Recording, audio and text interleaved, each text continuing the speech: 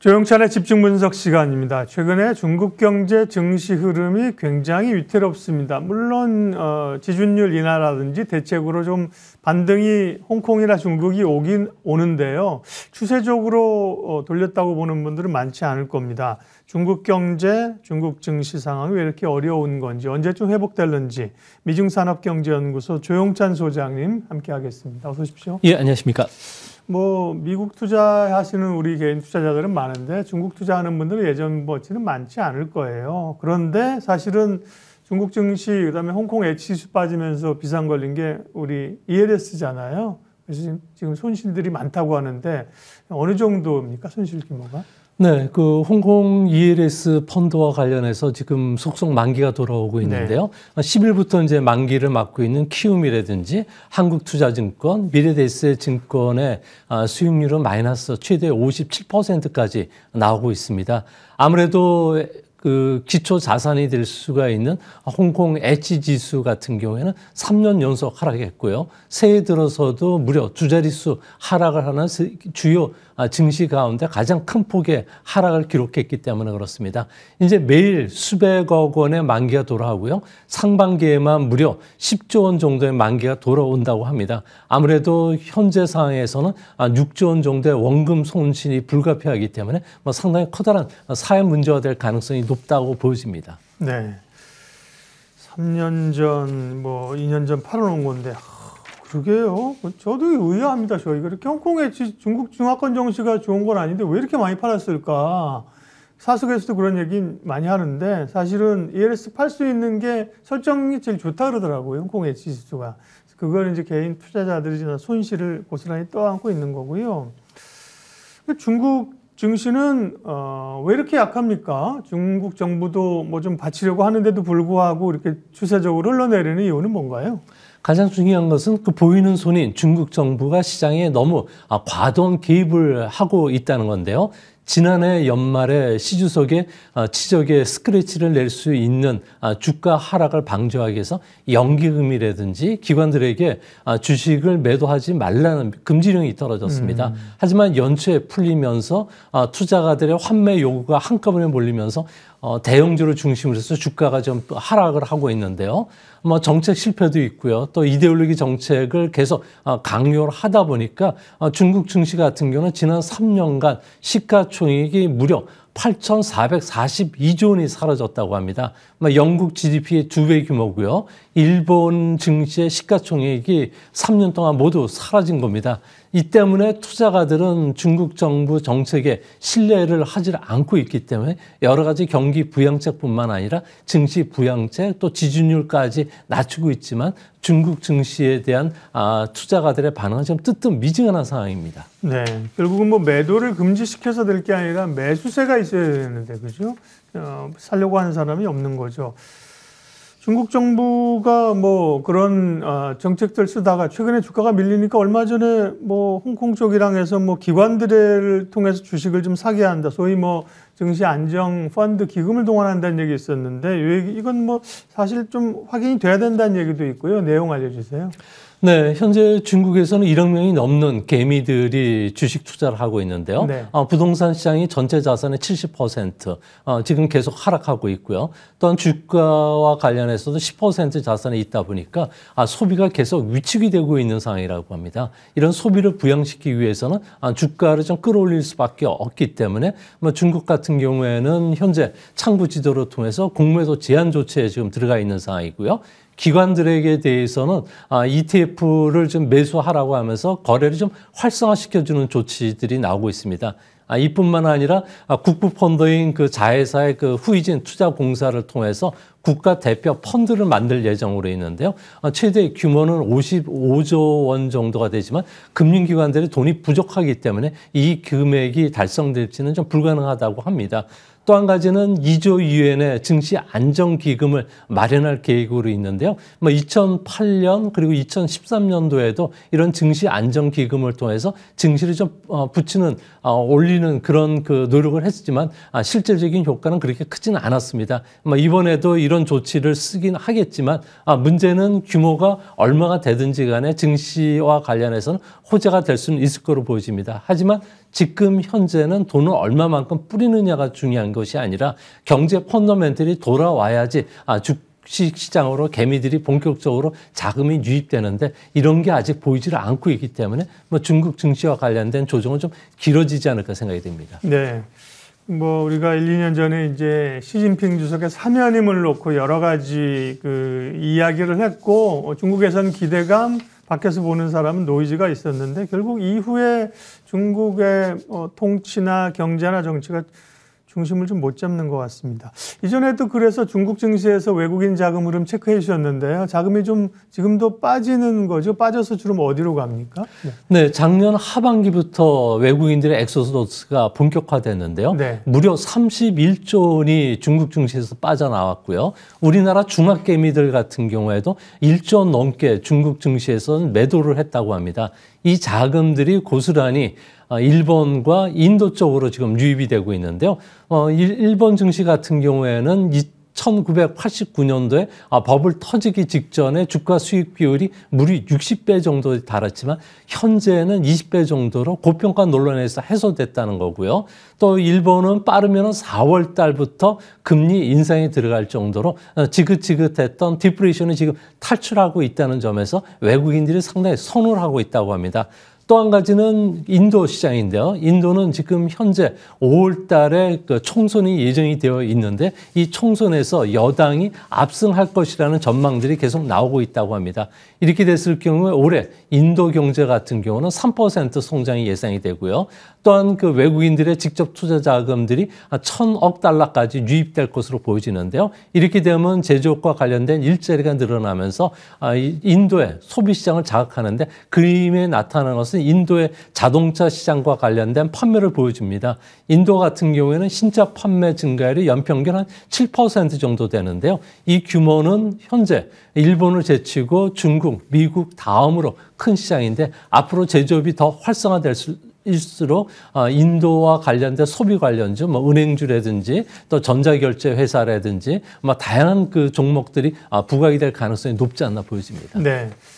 아시아에서는 그 전에 이제 중국이 좀 주춤하면서 베트남이 확 몇 년 전에 부각되었었는데 지금은 이제 인도 그리고 일본입니다. 그 중국이 그러다 보니까 이 통화 정책이 원래 이번 주에 이제 기대라고 했었는데 우대금리 LPR을 동결하면서 이거 뭐지 했는데 결국은 지준율을 2월 5일부터인가 0.5%포인트 인하한다고 카드를 꺼내들었습니다. 이거는 증시나 자금 시장에 얼마나 도움이 되는 건가요?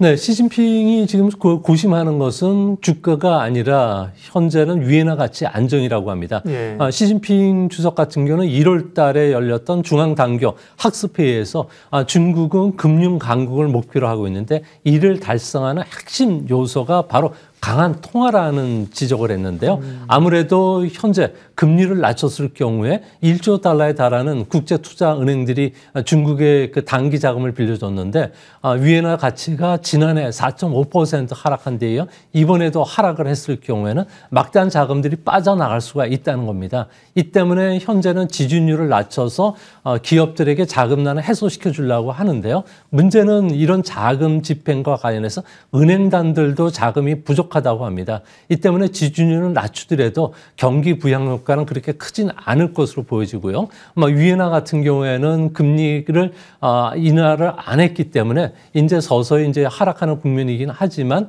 여기서 극적인 반등을 추구하기는 현재로서는 좀 어렵지 않나 생각이 됩니다. 네. 위안화를 약하게 가져가지 않기 위해서 금리 인하를 좀 주춤주춤 하고 있는 거군요. 어쨌든 간에 홍콩 H지수나 중화권 증시가 조금 반등이 와서 다행이고요. 다음은 미국 얘기로 넘어가도록 하겠습니다. 어제 미국의 4분기 성장률이 나왔는데요. 좀 이따 설명해 주시겠지만 시장에서의 컨센은 2.0, 2.4 이 정도였는데 3.3이 나왔어요. 되게 좋게 나왔고요. 그러면서 주가도 굉장히 강하고 사상 최고치를 가는데 미 주식시장은 계속 상승세로 가는 건가요? 네, 미국 경제가 예상외로 좀 호황이 계속이 진행이 되고 있는 것은 아무래도 개인 소비가 6분기 연속 플러스 성장을 하고 있는데요. 개인 소비 같은 경우는 미국 GDP 70%를 차지할 정도로 상당히 중요한 지표가 됩니다. 아무래도 이런 그 현상이 일어나는 것은 미국 가계 금융자산 같은 경우에는 작년 9월 말 기준으로 해서 112조 달러 정도가 됐는데 이번 그 12월 말에는 이 규모가 한 7조 달러 정도가 더 늘어나 119조 달러 정도가 된다고 합니다. 현재도 주가뿐만 아니라 채권 시장이 강하기 때문에 개인들의 그 금융 자산이 계속 늘어나는 한 미국의 그 소비는 계속 견줄하지 않을까 생각이 됩니다. 그런 측면에서 보면은 이번 4분기뿐만 아니라 내년 올해 1분기에도 기업 실적이 시장 예상치를 상회할 것으로 보여지고요. 현재는 이런 풍부한 자금들이 주시장에 들어오면서 미국 경제는 90년대 중반에 있었던 인터넷 혁명과 거의 흡사한 생성 AI 혁명들이 기업 실적들을 이끌어가고 있다고 합니다. 아무래도 90년대 중반과 지금의 경제 상황 그리고 기업 상황이 판박이기 때문에 이번에 그 최소한 주가 상승 흐름은 기업 실적 발표 기간에는 흔들리지는 않을 것으로 보여집니다. 네, 조금 전에 자막에서 보여드린 것처럼 애틀란타 연은의 GDP 나우라는 게 GDP를 측정하는 꽤 신뢰하는 지표거든요, 그죠? 예, 거기서 4분기 2.4를 예상했는데 3.3이 나와버렸고요. 연간으로 2.5가 나왔으니까 미국이 아주 잘 갑니다. 그게 말씀하신 것처럼 이제 AI의 힘이죠. 원래는 이제 금리 인하 기대감을 시장이 땡겼었다. 그래서 조정을 좀 받을 타임인데 워낙 AI의 모멘텀이 강하게 불면서 지금 미국 시장을 끌어올리고 있는 건데 AI의 그 전망은 어떻습니까? 네, 2022년까지만 하더라도 AI 같은 경우는 화상인식이라든지 자연 언어 인식 정도에 그쳤는데 이제는 다양한 분야에 활용되는 속도들이 무척 강해지고 있다고 합니다. 당장 게임 시장만 하더라도 올 말부터는 실시간 오픈 월드가 실시가 된다고 하는데요. 화상 AI가 일러스트리만 제공하는 것이 아니라 게임을 엔진화시켜서 스스로 홀로테크를 실현한다고 합니다. 홀로테크라는 것은 스타트rek의 그 영화처럼 특정한 가상 세계를 게임으로 만들어 달라고 지시를 내리면은 현실과 다르지 않게 아주 리얼한 3D 화면을 즉각적으로 만들어 주는 정도인데요. 현재 기술로도 일초에 60장이 되는 화상을 스스로 만들어낸다고 합니다. 온라인 게임 속에서 표현되는 속도와는 전혀 별 다른 차가 없을 정도가 되고 있는데요. 이 때문에 앞으로 동영상 한 편을 만들어내는데 2, 3분 정도면 된다고 하기 때문에 앞으로 게임 회사들 같은 경우에는 테마 게임 속도를 얼마나 고속으로 만들어낼 수 있느냐, 그리고 3D 환경에서 얼마나 많은 유저들이 참여할 수 있느냐가 경쟁이 된다고 합니다. 이처럼 이제 AI가 노동력을 대체가 이제 본격적으로 일어나면서 제조업뿐만 아니라 물리나 의료 쪽에서도 다양한 AI와 관련된 그 사업들이 진행이 되고 있는데요. 현재는 협동 로봇뿐만 아니라 복잡한 작업을 자율적으로 수행할 수 있는 로봇이 지금 속속 나오고 있는 상황이고요. 이 때문에 엔비디아 같은 경우에도 현재 데이터 센터용 반도체를 만들고 있지만 이제 앞으로는 의료 AI와 관련해서 진출을 본격화하겠다고 이야기했는데요. 아무래도 화상 처리 반도체 GPU 같은 경우에는 메타 플랫폼스에 공급해 주기로 했고요. 또 신약과 관련해서 암젠과 협약을 하는 신약 개발용 AI의 본격 투자가 들어가기 시작했고요. 노바티스하고는 의학 설계 AI도 진행이 되고 있다고 합니다. 이뿐만 아니라 그 MS 같은 경우에는 이런 그 언어들과 관련된 부분들을 만들어내고 또한 구글 같은 경우에도 이거와 관련된 그 사업에 본격적으로 참여를 하고 있기 때문에 현재 주식 시장에서도 마이크로소프트 같은 경우에도 시가총액이 애플과 1위를 놓고 그 경쟁을 할 수 있는 환경이 됐고요. 반면에 애플과 테슬라 같은 경우에는 이런 AI 혁명에서 조금 뒤처지면서 주가 자체도 지금 현재 조정 국면에 들어가 있는 것으로 보여집니다. 네, AI가 이제 처음에는 검색, 그 다음에 뭐 생성형으로 나오다가 전방위적으로 산업으로 이제 확장이 되고 있고요. 그 분야를 말씀해 주셨고, AI 기업 가운데 누가 진짜냐, 진검승부가 지금 이루어지고 있다 말씀하신 엔비디아, 마이크로소프트, 반도체는 또 AMD가 따라붙는 것 같고요. 구글, 애플, 정말 지금 엄청난 그 기싸움이 벌어지고 있는 상황입니다. 다만, 네, 이제 AI는 뭐 추세가 됐는데 인터넷 혁명처럼 모바일 혁명. 다만 좋은 것만 있냐? 사실 단기적으로 기대감을 좀 많이 반영한 것도 있고 AI가 불러올 폐해들도 있고 그렇잖아요. 조금 투자하면서 또 생각해봐야 될 점들은 어떤 걸까요? 네, 현재 매그니피 7 같은 경우에는 미국 안에서도 갖고 있는 자산 규모 현금이 무려 1조 달러가 넘는다고 합니다. 이 자금이 향하는 곳이 딱 한 군데가 있는데요. 그것은 AI와 관련된 설비 투자에 본격적으로 돈들이 지금 집중이 되고 있다고 합니다. 뭐 세체서부터 아무래도 그 AI 학습에 필요한 GPU죠. 화성 처리 반도체를 개발하는 엔비디아뿐만 아니라 마이크로소프트 또 헬스케어 관련 그 주식시장으로도 현재 생성 AI가 지금 확산이 되고 있는데요. 이로 인해서 지금 당장 클라우드 서비스와 관련된 AI 중에서도 부가가치가 누가 많이 창출하는 쪽으로 투자 자금들이 좀 몰리고 있다고 합니다. 이 때문에 뭐 장밋빛 미래가 그려지는 것은 사실이지만 워낙 주가가 고평가되어 있기 때문에 현재는 옥석 가려지기가 진행이 되고 있고요.